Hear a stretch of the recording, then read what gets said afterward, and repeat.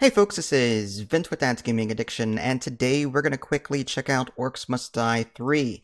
This is a game that you can find on Steam for about 30 bucks or so. It was released back in 2021. It is currently on sale for 90% off until December 4th, 2024.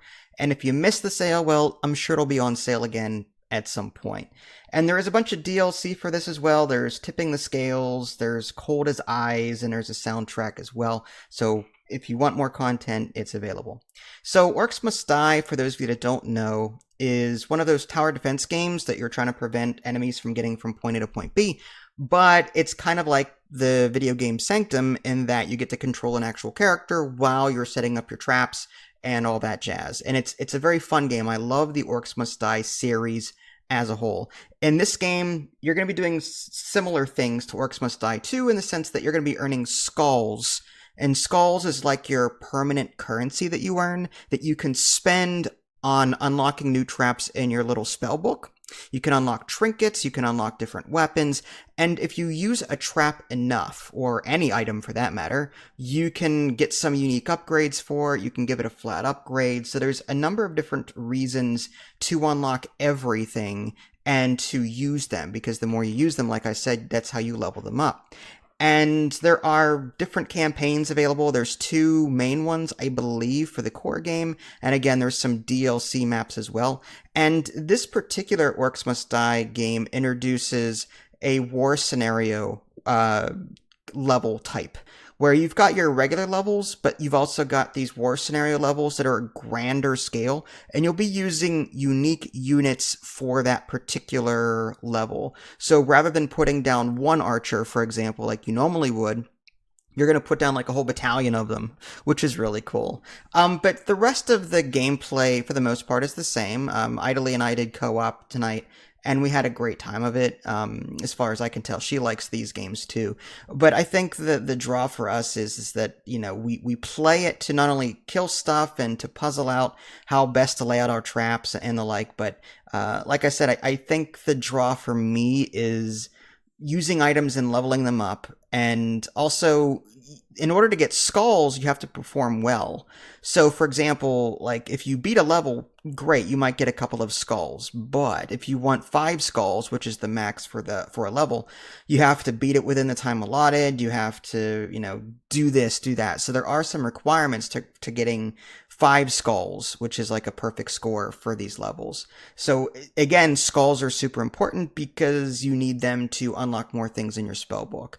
In addition to the campaign, there's an endless mode. I like that because the enemies do drop skulls as well, so you don't have to just rely on doing well in maps. On rare occasion, you will see enemies dropping skulls that you can just pick up for currency. So that's nice too. So like in endless mode, you can kind of just, if you've got the level down to a science, or you've got some really good traps and you've puzzled out the best layout, then you can kind of just sit there and grind out skulls. It's a little slow going doing that, but you know, you can do that if you want to. My favorite trap by far is the gold trap. It's a ceiling trap, and it shoots gold from the ceiling, like gold, I guess tar or something, but it coats an enemy with gold, and then when it dies, it drops extra money. So I love using those. So you're kind of like building an economy as you're going from wave to wave to wave.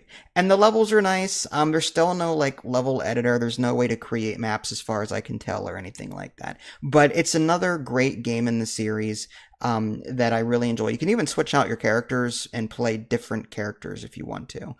But all in all, it's silly, it's fun, and right now it's also dirt cheap. So if you like what you see here, then by all means, Orcs Must Die 3 is another good game in the series. Orcs Must Die 2, and like each of the Orcs Must Die's games have their own unique charm to them. And when I was playing this, I'm like, I miss the music from Orcs Must Die 2. It was similar, but it wasn't like a copy paste kind of thing. It felt like the team was trying to expand on the soundtrack from Orcs Must Die 1 and 2, but like it just didn't hit the mark for me the way that the original soundtrack did. But those are just minor quibbles as someone that's played these games and knows them fairly well.